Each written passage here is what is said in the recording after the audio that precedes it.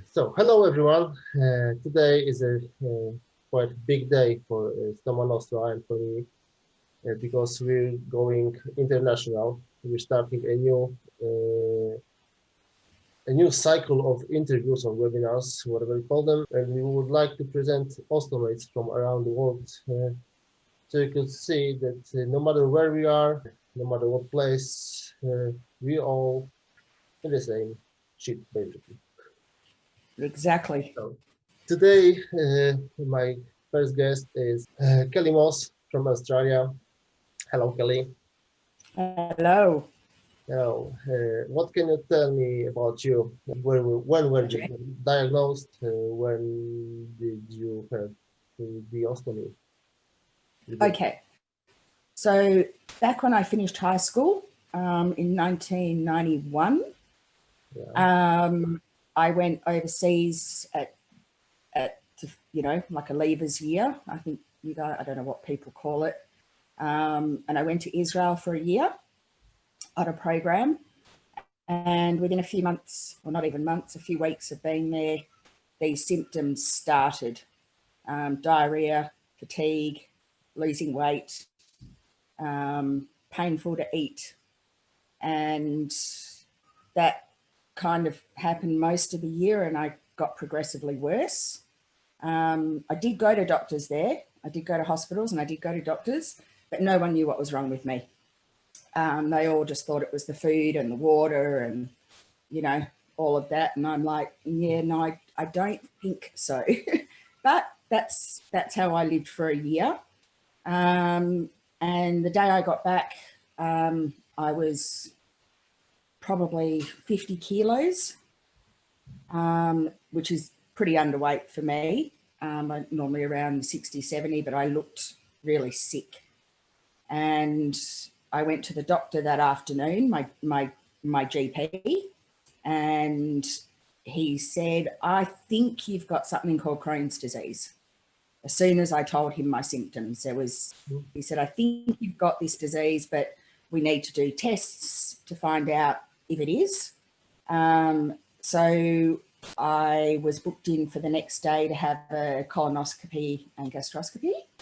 And it was confirmed that it was everywhere from my mouth to my rectum, and it was pretty bad. Probably the worst case that my gastroenterologist had seen at the time. And we are talking 30 years ago. So, back then it wasn't quite as known or, that type of thing. So I was in hospital for a few days. They put me on the standard, the cortisone, prednisolone. And, quickly I started to feel better. But the cortisone didn't really agree with me. But unfortunately, back then there weren't a whole lot of options. So I back forward. I did some trial drugs like azathioprine back then, which was a trial drug then, not now. Things like budesonide as well. None of them worked. And then I saw my surgeon and he said, no, there's no more options. It's time. We need to give you a bag. And I said, no way, not in hell, shoot me. I was 24, it was 7 years later from my diagnosis. So I had my surgery in the end of 1998. How old were you when you 24. 24. I was 17 when I was diagnosed and 24 and a half when I got the bag. So my surgery was the 6th of November. So I've just had my 22 years anniversary with my bag. And at the time when he first told me, I said, no, not happening. He said, yes, it is. And I was showing stupid videos and no one had a bag back then, only old people with cancer. There was no one to talk to. It was, I found that quite difficult at the time. Then when I went in for the surgery, I was prepared as I could be for it. woke up, it was there. The first thing I did was put my hand and went, oh, shit, it is there. Oh, God, okay. Didn't want to know about it. The first 3 or 4 days I was the stoma nurse, did everything. And I said, I'm not looking at it. I'm not touching it. I'm not doing anything. And she said to me on about the 4th day, do you actually want to go home at any point? And I said, yes. And she said, well, you better get your shit together and start to learn how to do this, because I'm not letting you go home until you can change your own bag. Yeah. And I was like, oh, God, okay. Gross, this is disgusting. I don't want to, all the normal things that doesn't matter how prepared you are. And even now with the internet and social media and stuff, no one can be prepared to get a bag. You know, you can be, you know, you can know a lot more about it than I did, but I don't think you can ever really be prepared. So the next day I woke up and I went, okay, that's it. It's here and it's not going anywhere. And I was already feeling pretty good. I was in a lot of pain. I had the wind build up and I wasn't eating yet. And that was, you know, the normal stuff after surgery, which was pretty painful. But my mindset almost changed overnight. And I was like, okay, this is not going anywhere. There was no way of any reversal. I had my rectum, my large and part of my small taken out all in the one go. It was a pretty bad surgery for the surgeon, because we know that normally surgery is about 4 or 5 hours. Mine took about 11 because I did die on the table for about 30 or 40 seconds. I also, when he went to take everything out, it literally disintegrated in his hands and fell back in. So it was that bad that there was, you know, he was trying to vacuum bits out and make sure nothing was left, and turned into a bit of a nightmare for him. But obviously I was asleep, I didn't care.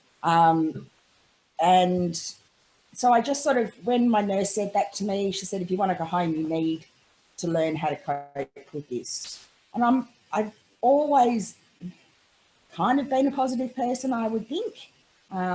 Whatever's happened, the glass is always half full for me. It's not half empty.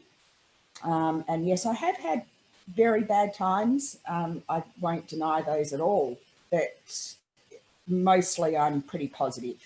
So once I got the bag, I started to deal with it, I found it really easy. I didn't have any issues. I healed very well. And really within 3 months, I was kind of living my life again. And for 7 or 8 years, I had not done that. You know, everywhere I went, I had to make sure there were toilets. I was scared to leave the house because of accidents and the pain. And even though I dealt with the pain very well, as we all do, I think, the cramping and those sort of things, it was just not pleasant. And people started to realise on my face when I was in pain. So I couldn't hide it anymore from people. And so I kind of stopped going out a bit. But after the bag, I really, life was very different, and it was good. The pain wasn't there. Yes, my Crohn's was, they did a colonoscopy, I think about 6 or 7 months after the surgery. And they did find Crohn's in the upper part of my small bowel that was still there, but it wasn't doing anything. So we didn't have to worry about it too much. It was inactive Crohn's at that point. The symptoms did start probably about a year and a half after the surgery. I started to get cramps again and all the normal symptoms, severe fatigue and that sort of thing. And I was off all meds at that point. And so even back then, there weren't many choices for drugs. So back on the cortisone I went, and that was when things started to go downhill a bit for me mentally. I have suffered depression since well before I had Crohn's. It runs in my family. So the depression was always sort of there. It just got a whole lot worse with all these things on top of it. So we noticed that when I went back on the cortisone, I was consumed with suicidal thoughts, how and when I could do it, the easiest way to do it. And I was on very high doses as well of cortisone. So I was up in about 180 milligrams a day, which is a lot. And I did try to commit suicide on 3 different occasions over 5 or 6 years. But it wasn't because so much I hated my life. I just didn't want to live with the thoughts that I was having all the time, and they were consuming me. I was studying at the time, and I just could not stop thinking about how I could kill myself and when, and how I could do it so it would be easy on my family and my friends and that sort of thing. But it definitely had nothing to do with me having a bag or having Crohn's.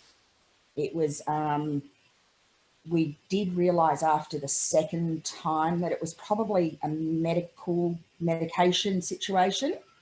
After the third time I tried, my doctor, my surgeon, just said, that's it, no more cortisone. Stopped me flat out on 160 milligrams a day. He cut me off, that was it.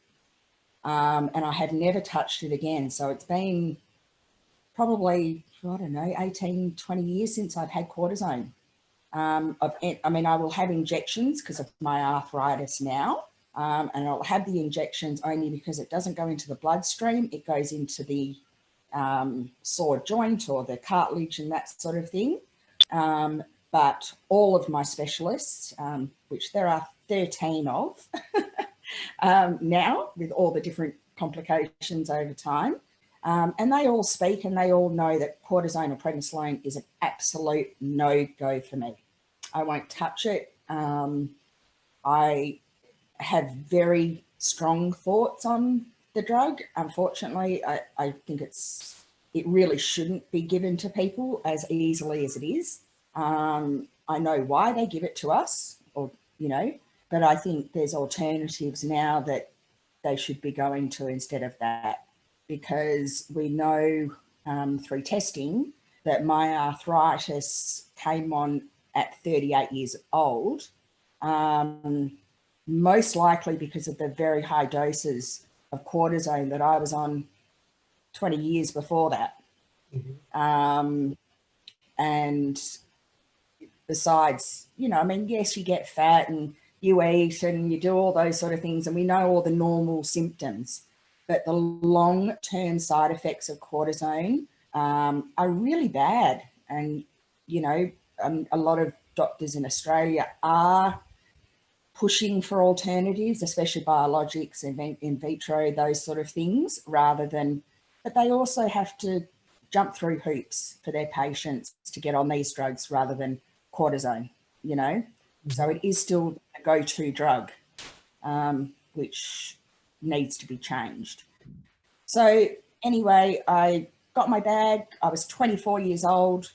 I had the same questions everyone has. How am I going to find a boyfriend? How am I going to wear nice clothes? How am I going to work? All of those things that we all think of. Didn't have an issue with any of them. I studied and I was working. Most of my life, I was a sales representative. So I worked for companies selling most of the time hair product to hair salons. So I was on the road all day and I would just go in and out of salons and use toilets. It didn't bother me. I was very aware that people did not know what a bag was. And I had learned that from when I got diagnosed with Crohn's, that no one knew what Crohn's was. So when I got the bag, I made it a conscious effort to treat it like I had treated my Crohn's and educate people. Because to me, education is the best thing for everybody, whether we've got Crohn's, a bag, or we don't. With everything, if people have an understanding, I don't expect people to understand or feel my pain. And I don't want them to, you know, but I do want them to have empathy and understanding that even though you can't see anything wrong with me, there is things wrong. And, you know, those things are important. And unfortunately, as I've seen over 22 years with my ileostomy, it's just getting bigger and bigger. There are more and more people every day getting a bag for different reasons, but a lot with ulcerative colitis and Crohn's, instead of just cancer, which is really what it used to be. And it's a little scary, I must admit, seeing how the times have changed and social media has changed things and how big these things actually are. I mean, I was at my Ostomy Association yesterday, Friday, and I'm in Perth, which is Western Australia. We're a small city on the other side of Australia, and we've only got, I think, 6 million people in Perth. I think it's about 6 million in Perth. We've only got 25 million in Australia, so that gives you an indication. And we're having 80 people a month having surgery for an ostomy. A month at the moment. It's a lot. In a small city, I think it's a lot. And I suppose the other really big thing is that kids did not have an ostomy when I got it. I mean, really, it wasn't heard of. And in my own naive way, when I started, and I'll talk more later about it, started doing ostomy support bears, I didn't know about diseases like Hirschsprung's, which is a very big disease for kids, and a very, very large population of those children need an ostomy. Mostly they can be reversed, but a lot can't. So all of a sudden we have people now being diagnosed with Crohn's at 3 years of age, which is just insane. When I was diagnosed, it was diagnosed, and being Jewish myself, my doctor was Jewish as well. And he said, "Oh, this is such a Jewish disease." And I went, "Really? Why?" And and back then, the population of Jewish people that he had researched, and he's very big, very well-known colorectal surgeon in Australia. His dad was actually the first colorectal surgeon in Australia, and he trained with him. But at the time, it was known to be a Jewish disease, which I hated. And when I asked him why, he said, because the population of people with Crohn's who are Jewish is like 60 or 70% of the population with Crohn's. What we've now found out, and I never ever told anyone, and I told my doctor, never use that with me again. I don't want to hear that again. He said, "Oh, it's just what we've found out since then is that it's not so much a Jewish disease. It has very much a relationship with Ashkenazi and Europeans. So there's a very high percentage of, and this has come out sort of really over the last 5 or 10 years since those DNA tests have started, where you can, do your swab and send it in and find out what parts of you, or what, you're this and you're that. And a lot of people with Crohn's have Ashkenazi in that DNA testing. And it's very high. It's something like 72 or 3% of people will have Ashkenazi in their genes somewhere. Whether they're black, white, it doesn't matter. That's a fact. And there are people working, we've always wanted to know, is it genetic? Is it hereditary?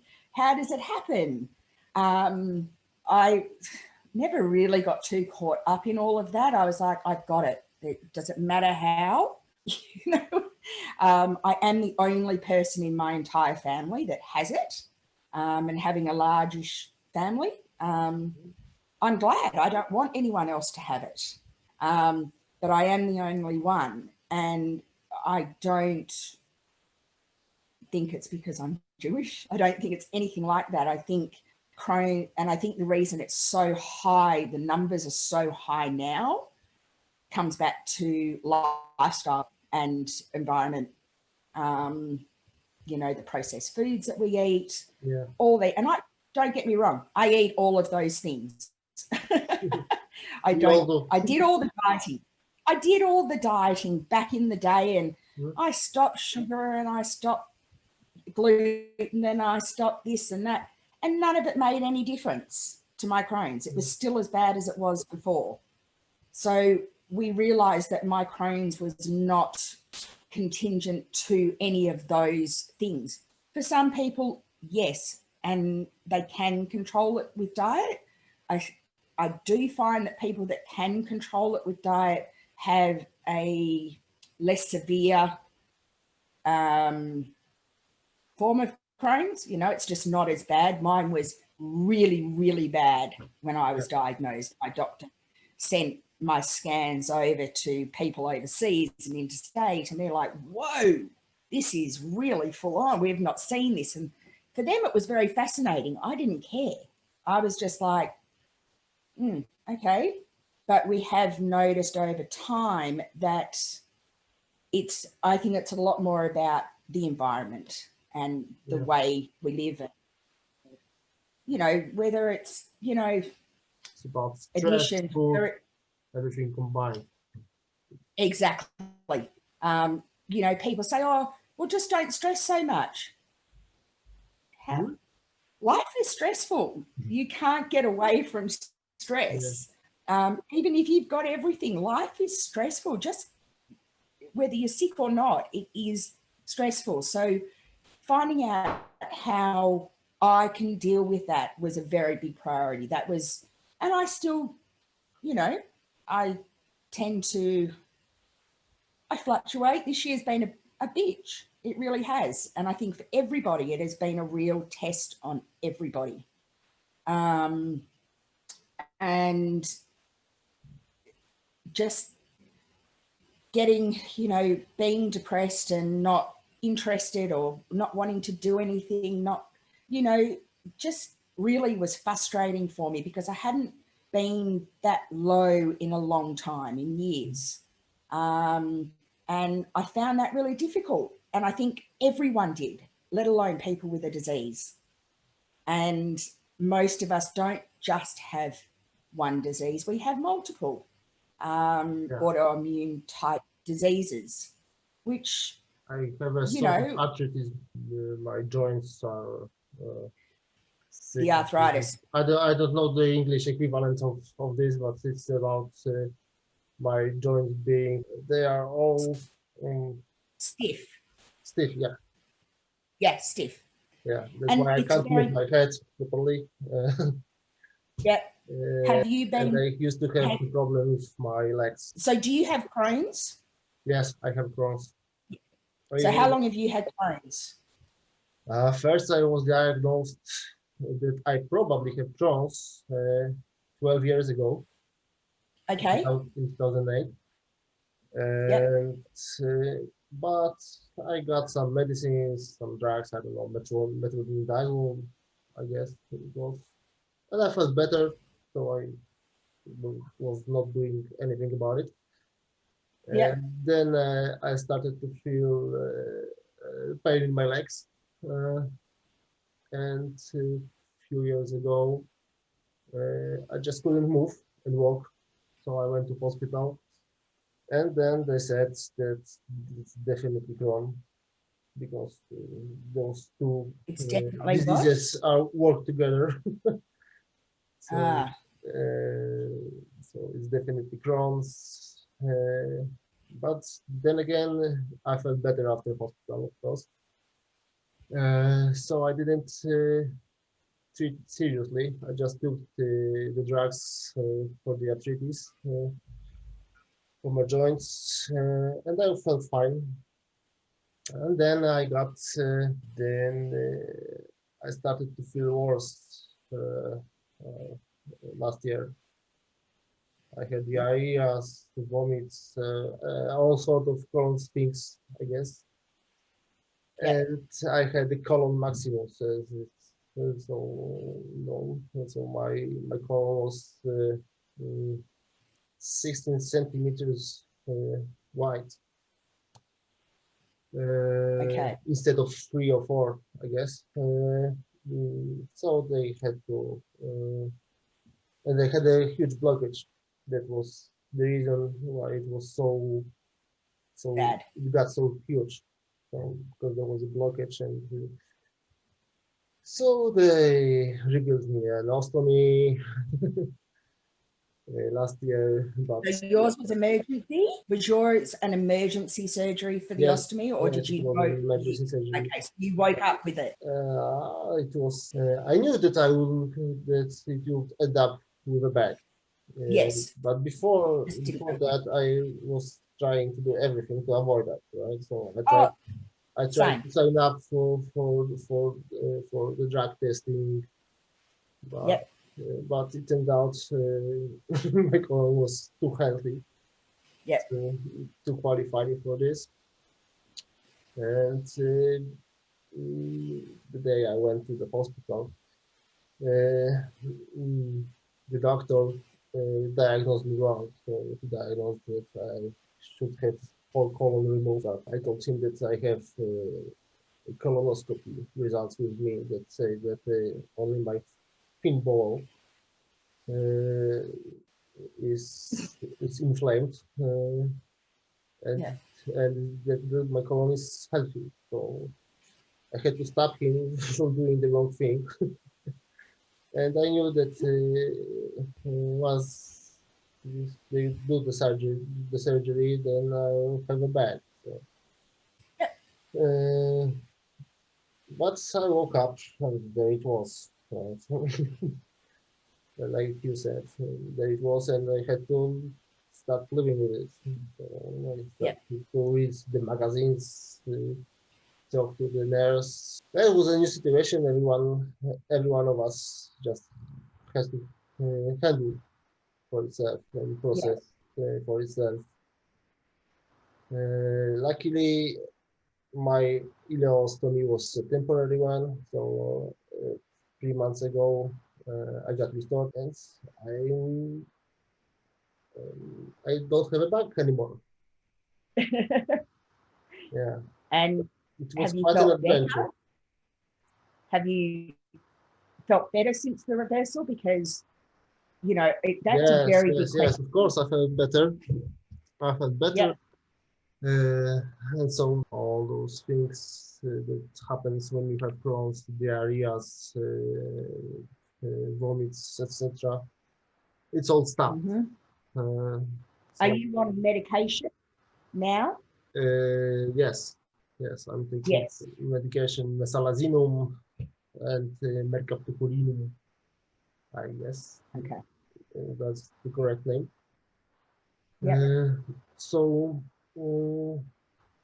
But I was signed off the hospital a year ago without any medicines. So they just decided that if I have an ostomy bag, I have an ileostomy, then there's nothing left to do, and that I don't need to have any drugs to cure the rest of my bones. So 2 months after the surgery, it started to fall out. You started to what? To fall out. It fell out. Fall out. Yeah, and it fell out. First, it was just a little bit, like 10 centimeters, and then it went to 30 centimeters. So I went to the hospital again to get it done, maybe have it restored. But it turned out after the colonoscopy that my bowels that were not treated with any drugs in the surgery are still not cured.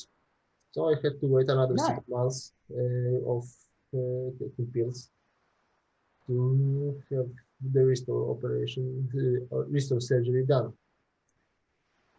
That's done. That's my story. Yeah. And how old are you? I'm 39. You're 39. Okay. So I'm 46 now. And it's a very, obviously, I'm on a lot of Facebook pages with ostomies, Crohn's, whatever. And that's where Paulina found me, you know, just I'm kind of everywhere these days. But more for the point of spreading awareness that having a bag is not the end of the world. Yes. It may seem like it. I definitely felt like it was going to be. In hindsight, which is amazing, hindsight is a great thing. I would have had the bag a year after my diagnosis at 18 or 19, rather than putting my body through hell for 7 or 8 years, if I had known that it wasn't as bad as I thought it was going to be.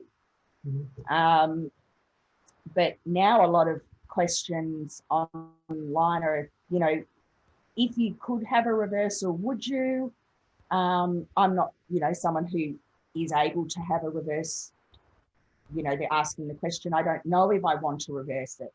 I'm scared of what might happen, or have to have another surgery, might end up with the bag again. And as we all know, the more surgeries we have, the worse it is. You know, the scar tissue, the adhesions, all those just surgery related things. And someone asked me if I could have had mine reversed, would I have? And I said, no way, never. If my doctor said to me tomorrow, oh, we can reverse it, which would be a miracle because he got it.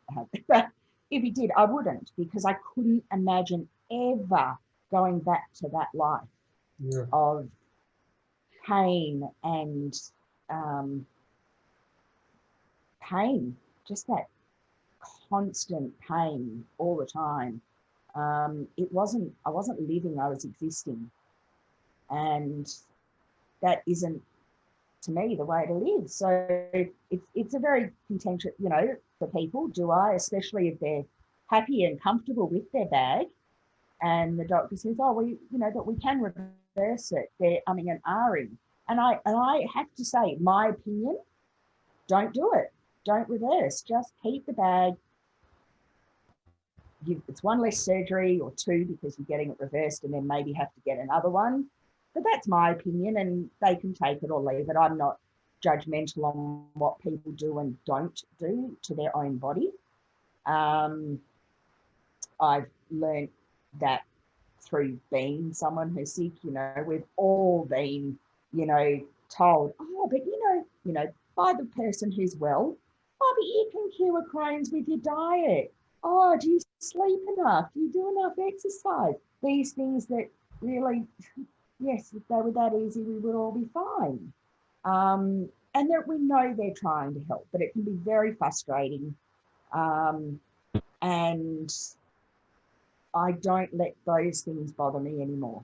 And I haven't for a very long time. I've never spoken about Crohn's in a negative way, except that it is a bitch of a disease. It really is a horrible disease to have.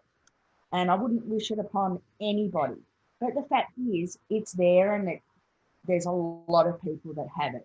It's how you cope with it, and up here, how you process what's happening. If I'm a big believer, if I chose to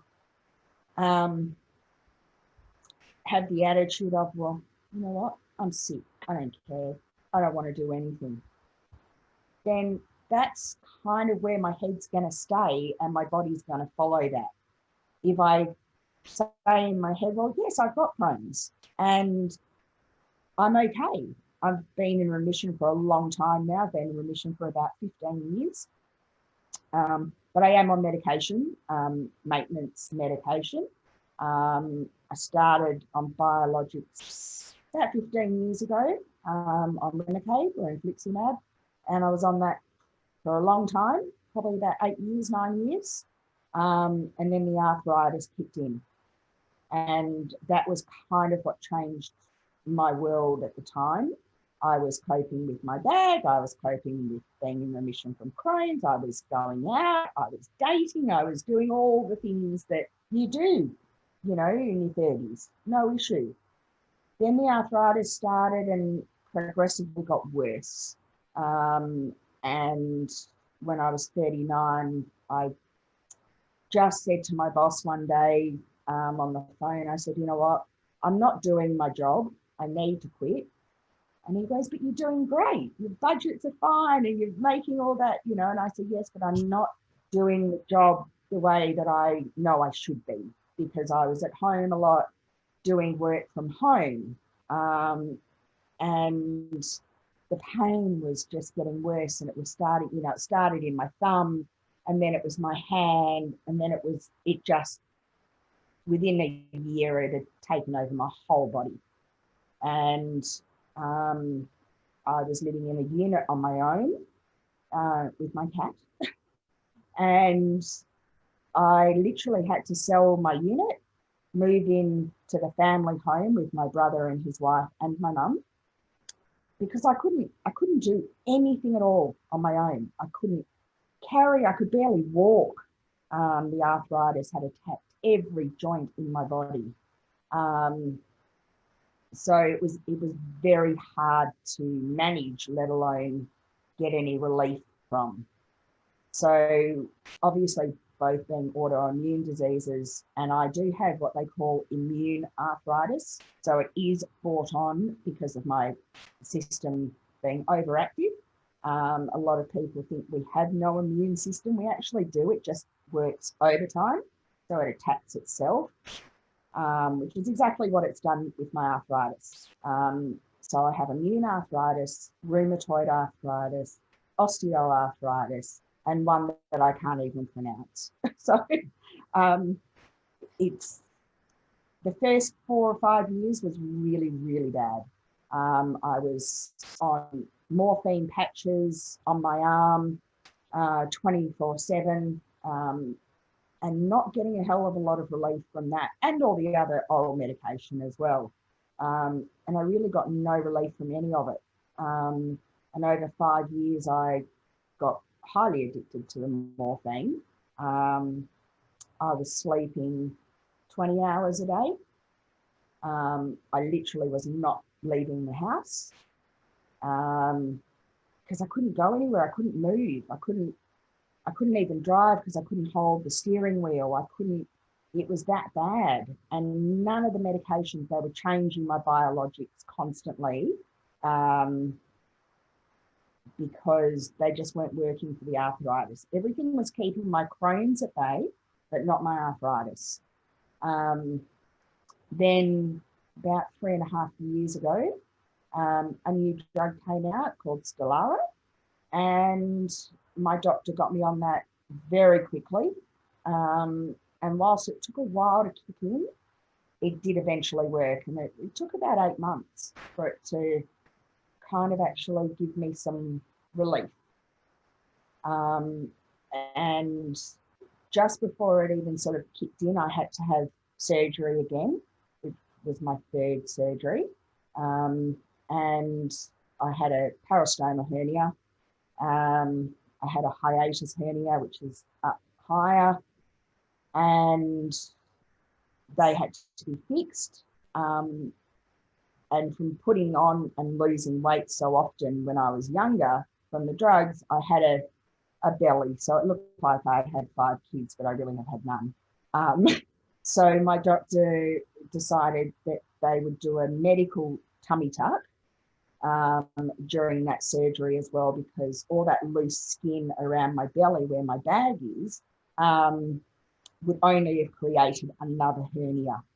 So they decided to do that at the same time.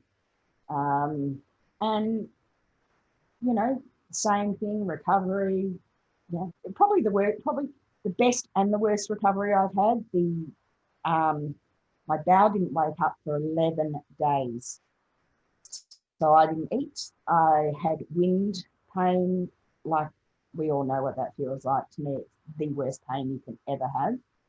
And for 11 days, I was like that. And I was just like, oh my God, kill me now. I can't do this. But once it started, obviously everything was fine and my recovery was actually really good. And I will have to have one more surgery at some point, not emergency surgery, but we will have to move my bag from the right to the left side, only because the scar tissue and adhesions underneath are getting really, really bad. And it, you know, it's one of those things but we're not in any hurry at this stage to jump in and do that surgery, which is fine. And hopefully that would be the last one. But when I had that surgery, which will be 3 years in March coming up, I said to my pain therapist, you know what, I'm on all these really, really heavy drugs. I'm off my face all the time. I'm living in la la land. I might as well just, you know, I can't do anything. I can't go anywhere. I can't hold a conversation.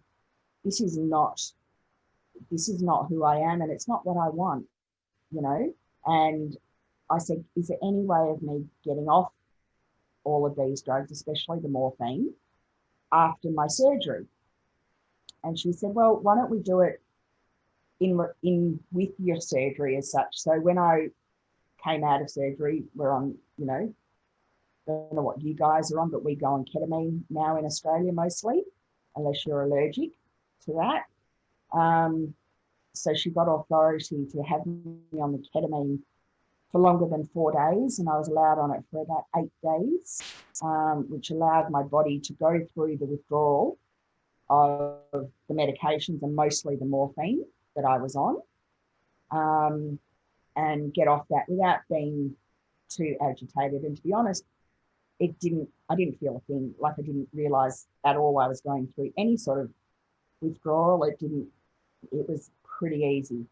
But I was very glad to get off. And when I came home, I was pretty much on nothing except the Stellara injections, which are monthly. I do them myself in my belly. And, you know, then the best thing was cannabis oil came out. It became legal in Australia. I think it's legal in most places these days. Can't buy it on the street, the marijuana or whatever like that. That oil has definitely helped me a lot. It stopped me from going back on any hardcore pain relief. The oil works, which is great. I think the most I take is, you know, Panadine Fort. If I'm in pain for something, that's what I'll take. And I really don't take a whole lot of, you know, there was a time where I was taking 40, 50 tablets a day. And now I take, you know, probably 6. And that's my antidepressants and, you know, the normal things that we have to take, I suppose. But I'm only about on 6 a day these days. So it's fantastic. And, you know, I came home from that surgery 3 years ago and I was finally alive again in my own head, and I could talk and I could function. And I'm like, God, I'm so bored. You know, I'd already been not working for 5 years, but I was off my face. It didn't matter. Now, I was thinking again, and I was like, God, what am I going to do? I can't work because of the arthritis. So I'm on a pension in Australia for that. But what am I going to do with my brain and what am I going to do to keep me occupied? I can't just sit and watch TV 24 hours a day. So I was given an ostomy bear by my brother, probably, oh God, about 5 years ago now. He bought it from the UK. And when I got it, I was just, oh my God, this is the cutest thing I've ever seen. You know, it was a teddy bear with an ostomy bag and a stoma. You know, I'd had my bag already about 17 or 18 years when I got it, and I still thought it was the best thing ever. And so I raised some money and I bought some of those bears and I gave them to the Children's Hospital in Perth. And then one of the kids asked to meet me. Who was the lady that gave us these bears? I want to meet her. And he had Hirschsprungs and he had his bag reversed and he was about 11.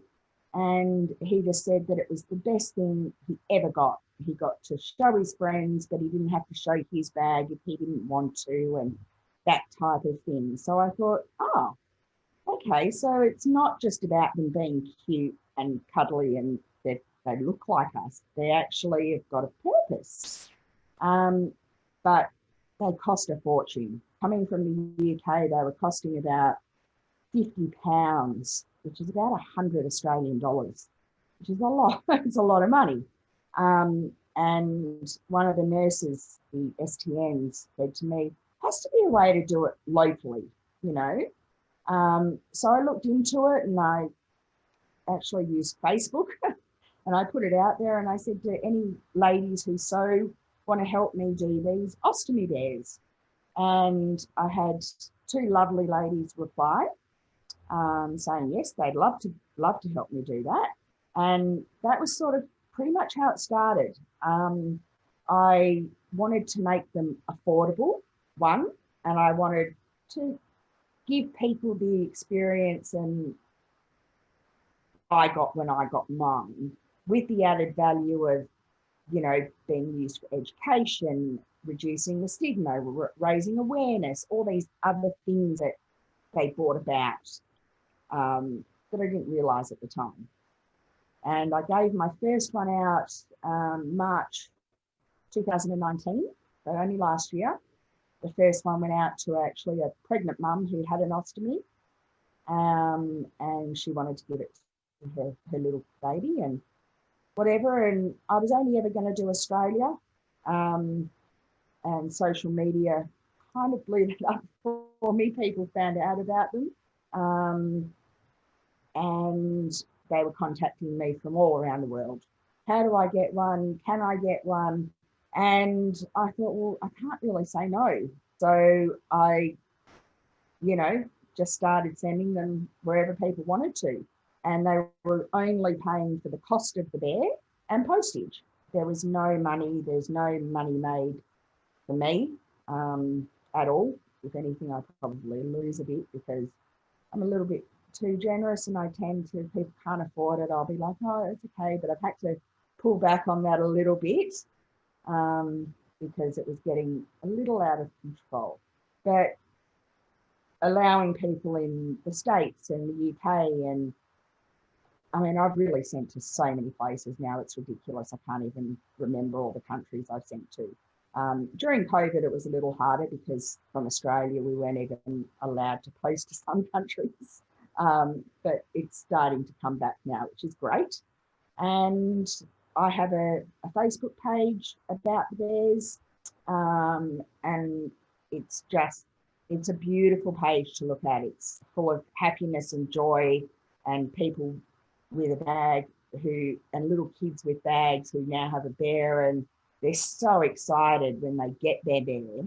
And I don't just do teddy bears now, I do all sorts of animals and whatever, but I also purchase a lot now from places because the ladies couldn't keep up with the demand. So they buy a bear and I can replace that bear with the money they've paid me for their bear. And that's kind of how it's worked. And I've done some fundraisers and I work purely on donations and that sort of thing. And that's kept me going. And I hope it continues. It's given me a purpose and it makes me so happy to see other people happy and, you know, tell me stories about, you know, I had an 85-year-old lady get one, and she'd had her bag 35, 40 years and never showed anybody, never told anyone. But when she got the bear, she could tell them that she had a bag and show the bag on the bear without having to show her bag. And she said, you know, so those sort of things which you don't even think about. I mean, I've always shown my bag to anyone that wants to see it. When I'm explaining what it is. And you realise that there are a lot of people out there that don't talk about their bag to anybody. And that's their own choice, but I think hiding it is kind of hiding who you are. It's, you know, you don't have to tell the whole world if you don't want to, but I feel that when people don't tell someone else, it's because they're embarrassed by it. And we've got nothing to be embarrassed about. So what, we poop differently, who cares?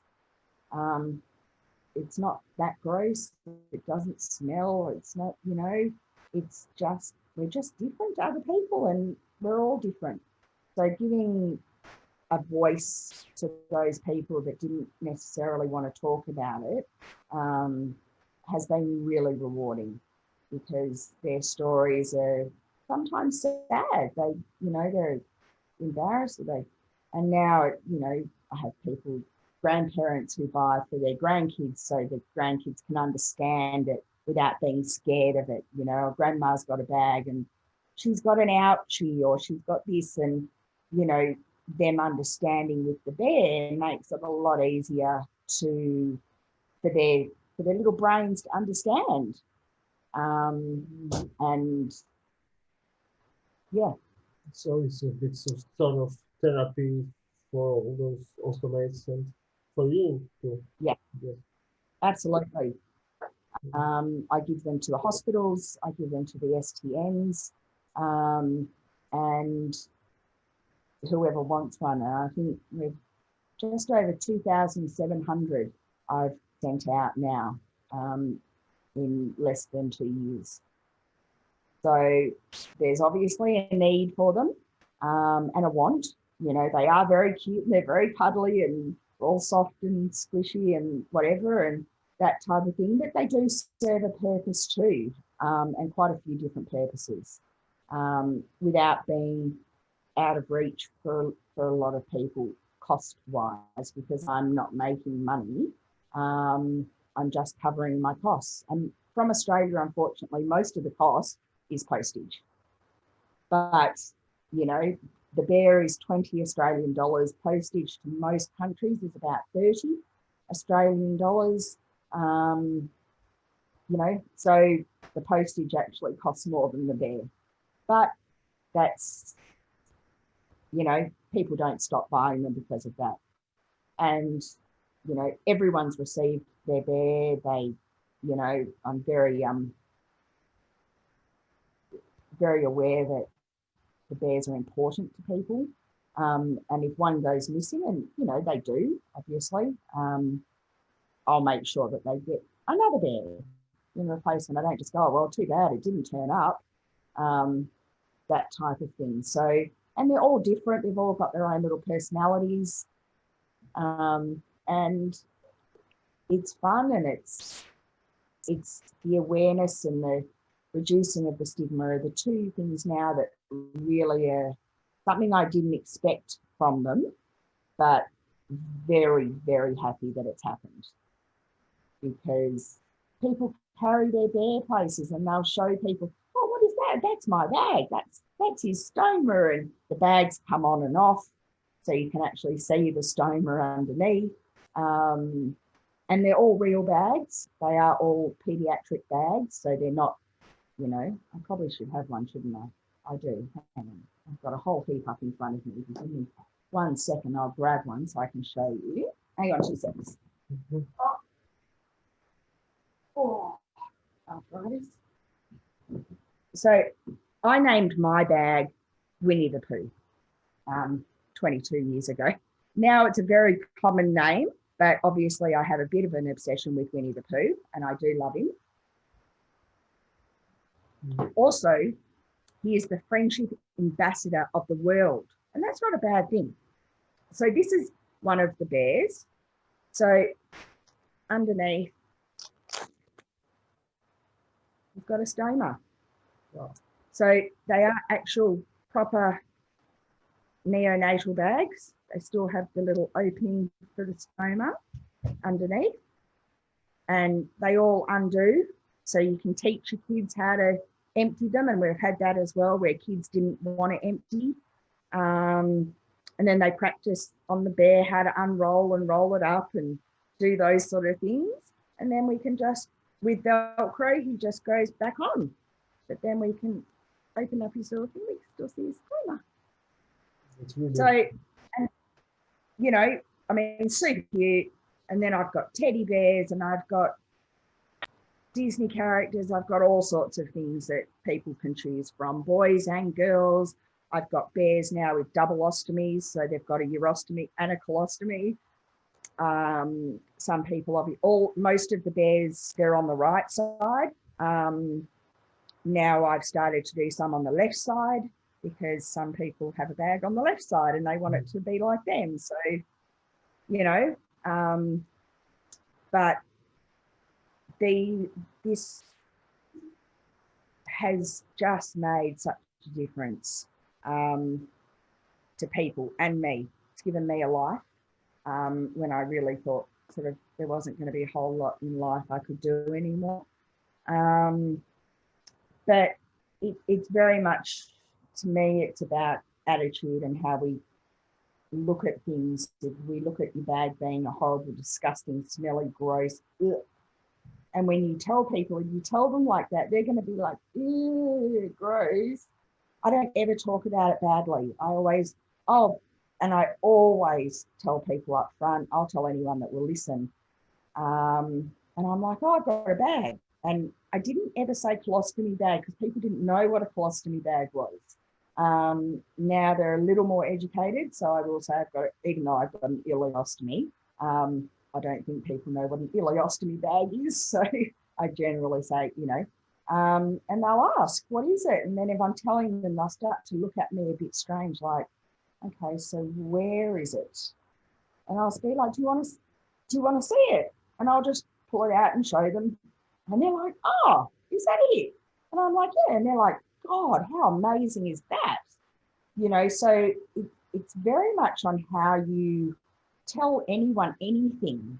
You know, if you talk about, you know, food, and you tell them you went out for dinner the other night and it was bloody gross and you don't want to eat that, who's going to want to go and order that meal? But if you say it was amazing and you want it, then people are mostly fascinated by medical science, where we are, you know, and how amazing it is. I'm not one of these people that's, oh, it saved my life, because I think everyone that has a bag has it because they were going to die without it. I don't think anywhere it's an elective surgery. As far as I know that people that are constantly having resections and things like that can obviously say to their surgeon, maybe it's time we just opted for the bag, you know, rather than 7 or 8 different surgeries prior. But I don't tend to say it saved my life. I just say that I had Crohn's. It was so bad that the only way to help and not be in pain was to get rid of it. So they did the surgery and they took this and this out. They're very fascinated by the Barbie butt. You know, that, what do you mean it's sewn up? And I'm like, I can't fart. I'm not an asshole. What do you want me to say? You know, it's to them, it's funny. And that's fine. I don't mind people making jokes. I don't get offended very easily by things that people say anymore. I know that people will often say things before they think about things. And kids are amazing. You know, they're so resilient. So the kids that get these bags, they're just phenomenal. They could really teach some of us a thing or two. They're very accepting, and they're out there to say, well, who cares? I've got a bag. And they're so young. And I think that's a lot to do with the parents as well, obviously, when they're that young. But if people could understand that life is not easy, whether you're sick or you're not sick. Nobody in this world gets off scot-free in life. And having a positive attitude as often as you can is going to get you a long, long way. I actually read a thing the other day and I put it up on my Facebook. The only bad, what was it? Now it's going to annoy me because I can't remember. How bad. The only thing about a disability is a bad attitude, something like that. I'll have a quick look on my phone because that's where I put it. And I did have some people, here we go. The only disability in life is a bad attitude. And I think that's great. I did have some people come back and go, well, obviously you don't have a disability. Yeah, I do. It's how I choose to deal with that disability or disabilities, that rather than sitting at home crying, going, I feel sorry for myself and I'm so sad. My life sucks. Well, if you think like that all the time, your life is going to suck. Yeah. And there are days that, yes, you can have those feelings. The best thing is tomorrow's a new day. And if you can turn it around and go, okay, yesterday was a really shitty day. Today is better. Then I think it's only going to help. It definitely can't make anything worse. And we all have a choice how we deal with things. We don't often have a choice about what happens to us in life, but we do have a choice into how we deal with it. And that choice is attitude. So I am a big believer in generally being a positive person, letting people know that, yeah, life sucks, but you know what? We're all here. I mean, God, look what's happened this year, for God's sake. Did we ever think we were going to have a pandemic that was going to switch off the world, literally, you know? But it's how we deal with it. It's, you know, did you sit at home during lockdown and go, this sucks? Or did you go, you know what? This is the first time I've had time to spend with my family in 10 years because I'm so busy at work, you know? And as hard as lockdown was, I mean, look, we're very lucky in Australia. We did get off very easy. We did learn from other countries, and we really didn't have anything like what the UK and the US and Italy and other countries had. And we're very thankful for that. But, you know, we did suffer, we did lose people, we did have the country shut down for a while and that sort of thing. It's only really just now they're starting to open all the borders around Australia for other people.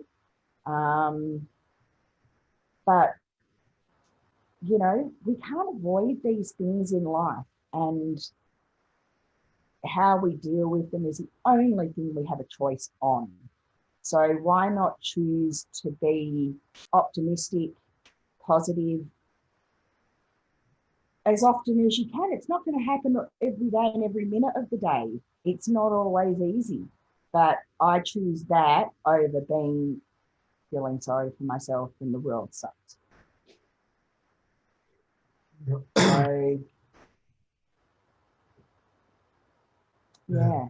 Yes, it's all the matter of how you process your disabilities and how do you come along with it, come through with yourself, and just learn how to live with this. That's right. Yeah. You know, there are. And I think it's great that there are people in the world like you that are doing so much good for other people. and I'm constantly being surprised. You just you're another example that all those people I met while having ostomy, all this environment of ostomates in Poland, and now, as I can see in other countries, are all after each other. They're all full of love and care for each other. And Yes. it's incredible because suddenly I realized that there are people that have heart around the world. Absolutely. This, And I think we're a it's special incredible to community. realize that. I think we're a very special community of people. Yeah. And, you know, yes, there's cancer groups and communities and there's all of these things. But I think when something like an ostomy that can change everything about your life, and whether you feel attractive or you don't, whether you're going to be able to date or you're not going to be able to date, whether you can work or not work, these things are very real for a lot of ostomates. But having an ostomy to me is not a disability. My arthritis is a disability. It stops me from doing what I want to do. I did everything with my ostomy. I traveled, I did, you name it, I did it. And I never cared because I could do everything I wanted with my ostomy. It didn't matter. So having that community and letting them know that your life, and not everyone has an ostomy and it's easy. You know, they have problems with their actual stoma or the skin and allergic to the bags, all sorts of problems. And I've been very lucky. I've had very little of that. But generally, if you are getting the right care from your stoma nurse and those sort of things, which we're very lucky in Australia, we've got our stoma nurses on call pretty much. That sort of thing. Our bags are free through the government. So, it's not another stress that we have to worry about, that we can't afford bags. We don't have to leave them on for as long as we can because we can't afford to buy more. And I don't downplay that, not like the light, the privilege we're given in Australia having an ostomy. But I just find it really important that people understand that having an ostomy is really not that big deal. It really isn't. There are so many of us now, so many people know what they are. And yes, you're allowed your good days and your bad days. I'm not saying everything is roses all the time. It's absolutely not. But turning it around and understanding and allowing yourself to either process something that's going on, deal with it, be unhappy, whatever it might be. Always just try and constantly turn it around so it isn't negatively impacting your life. Just there's no point, because if hating something is only going to eat you up, and we know that stress is a big problem, and it's a big problem for normal people, not people that are sick, let alone being sick and having stress-related diseases. They're never going to go away, or not in our lifetime anyway. So just making sure that you allow yourself to process things and have those down times, but also remember that you're still alive and you can live really, really well with a bag and with Crohn's and, that sort of thing. It's not always bad. It's, sometimes you have to fight. And I do know, and I often say to people online, when they say their doctors don't care, or their hospitals, they go in and couldn't care less. fight for your rights. You're a human being. The only one that's going to speak up for you is you. So if you're not getting the right treatment, stamp your feet if you have to, scream. Make sure they're giving you the time of day and giving you the respect that you deserve when you go into an emergency room and you're in pain and they go, oh, you're fine. No, Daniel, I'm not fine. Don't tell me I'm fine or I wouldn't be here. So you are your biggest advocate. Children have their parents, but as an adult, we only have ourselves. So I've learnt to speak up. If I'm not happy with something, I'll make sure that I get what I want.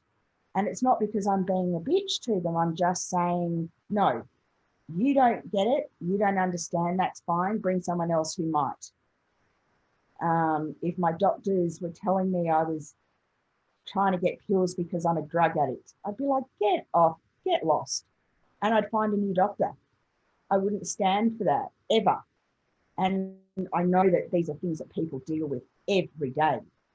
And a lot of it is because you can't see anything wrong with us. Even when we're in pain, it's all internal. There's nothing on the outside they can see. So you need to speak up. Don't be scared of the medical industry and how it works. Just do what you need to do to get treatment that you deserve. And allowing yourself that right to say, well, hang on, that isn't an answer. Giving me Tylenol and sending me home is not going to work. Something's wrong. And when we do know our bodies pretty well. So, you know, your doctors or the emergency department aren't taking notice of that. Make them take notice.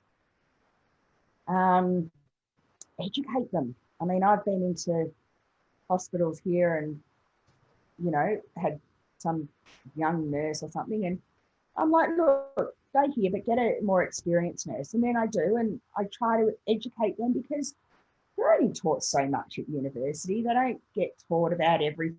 And I think once they understand, the next person that comes in who presents like that, they're going to have a lot more empathy for, because they have an understanding. But as the patient, if you just go, oh, I could have taken Tylenol at home. Well, if you're not going to do anything, I'm just going to leave. Well, that's not the answer, because there could be something really wrong. And generally we know when something's going wrong. So be your own advocate. Stand up for yourself, or someone if you can. You know, if your best friend has got a bag or Crohn's and you're taking them to the hospital, anger will get you nowhere with them. You need to be nice, and you need to come across like you're educating and helping them to help you. So that's really important.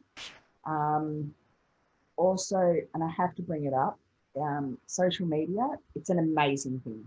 And I'm so glad that ostomates and Crohn's and all people with all different diseases have social media now. Just remember that every single one of us is different, and asking medical questions and getting medical advice, even though every page says it's not allowed, people do. So if you're going to give advice to someone, give your personal opinion. Mine always starts with, that doesn't sound right, I'd see your doctor. When that happened to me, da, da, da, da, da. Yeah. But a lot of the time there are people out there and they're desperate for help, and they're sitting at home on their computer and they've got a temperature of 104 degrees or something. And I'm like, what are you doing? Go to hospital, you know. But people are, and they're only trying to help. But just be aware that how they have managed or dealt with something can be very different to anyone else, because we don't know their personal background, we don't know their medical background, their allergies, their, you know, so just be really careful with what you say to people, because people online that are asking those questions are desperate. They're desperate for answers and help. So if you say the wrong thing and they do it, it could be really bad. And you just giving the way it's happened for you is absolutely fine. But I often see where someone's asked a question, oh, that is definitely this, this, and this. How do you know? I mean, I'm looking at it. I've had my ostomy 22 years and I can't tell that that's whatever. You know what I mean? And things present differently. I always use the words it may be, it might be, and it looks like something I've seen or have experienced.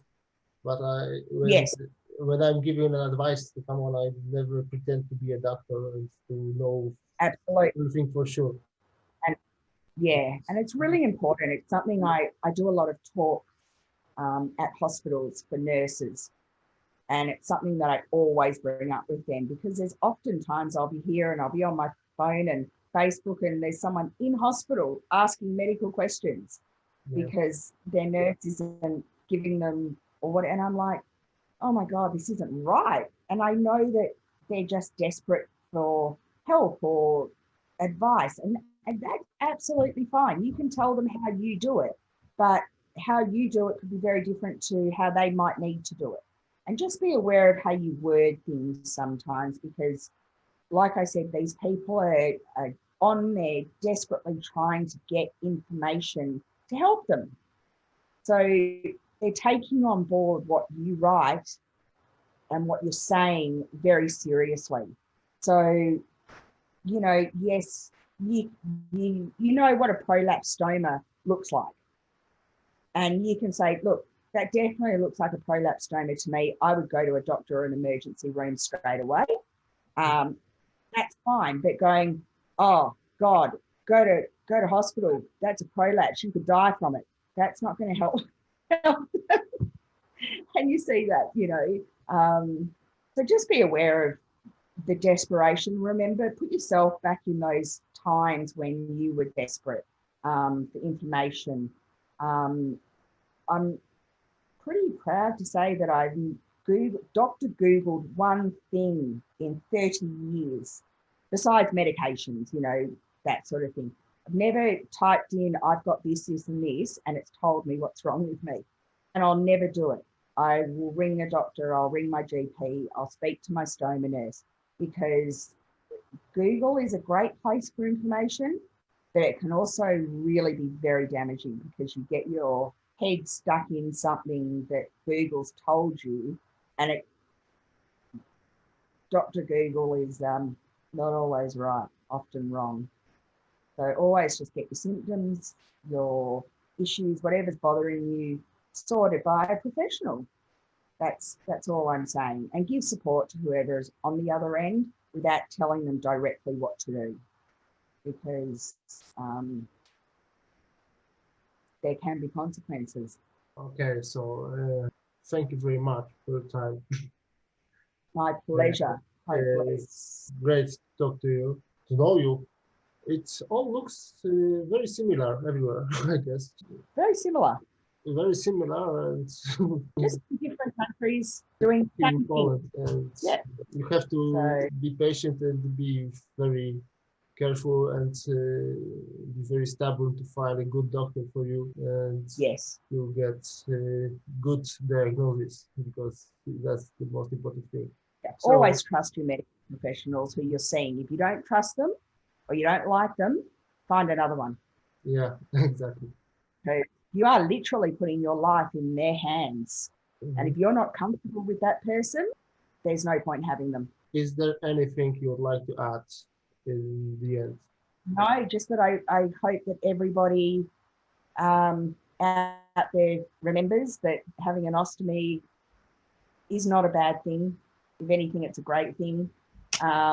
We can do everything and anything we want to do with an ostomy. I can't think of anything that we really can't do. And just be safe with yourselves, and obviously with COVID, and we've got Christmas and New Year coming up, and you know, we'll start another whole new year, and we can only pray to God that it's nothing like this one was. And just be safe, look after yourselves, and remember that how you think is how your body will act almost. So just keep that in mind. And I'm not saying always be happy. You know, I've been having a rough time myself over the last 6 months, but I tend not to get stuck in that. Just, you know, be aware, talk to someone. We did lose someone yesterday in our community, unfortunately, and very sad circumstances, but she was an amazing girl. She gave a lot to the community, but it was her time. She wanted out. So she did take that option. And like I said in the beginning, I have done that. Thankfully, my bag was actually what saved me because everything went through. But talk to people, have someone, because there are always times, whether you have an ostomy or you don't, that you don't want to be here. And don't be scared to tell someone that you're feeling like that, because, like I said, it is not easy for anyone in this world. So when you've got things that are really different and difficult to deal with every day, and every day getting up is hard, have someone that you talk to, whether it's a professional. I've got the professionals that I talk to, and I've got a few friends that I talk to about different things. You know, one I talk to about my Crohn's, one I talk to about my arthritis and that sort of thing. I am here if anybody ever wanted to contact me. Marcin, are you going to put details of mine up so people can contact me or join my Facebook page or anything like that? Yes, so thank you very much, Kelly. And My pleasure. if you all like that, just remember to subscribe to our StomaNostra channel. And we'll see soon with another estimate. Thanks for watching. Yes.